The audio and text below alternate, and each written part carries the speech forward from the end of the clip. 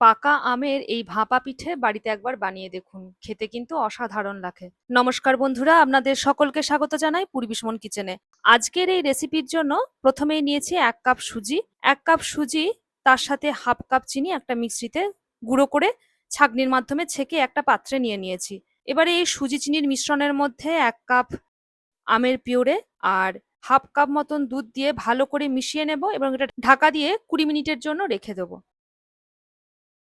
20 minute পর ঢাকা খুলে এর মধ্যে বড় টেবিল চামচের 2 চামচ মাখন, আপনারা চাইলে ঘিও দিতে পারেন, তার সাথে বেকিং পাউডার ছোট চামচের হাফ চা চামচ দিয়ে ভালো করে মিশিয়ে নিয়ে একটা গ্রিস করা পাত্রের মধ্যে ঢেলে 40 থেকে 45 মিনিটের জন্য মিডিয়াম আঁচে বেক করলেই তৈরি পাকা আমের ভাপা পিঠে। কেমন লাগলো আজকের এই রেসিপি কমেন্টে জানাবেন। এরকম আরো নতুন রেসিপির জন্য পূর্বী সুমন কিচেনের সঙ্গে থাকুন।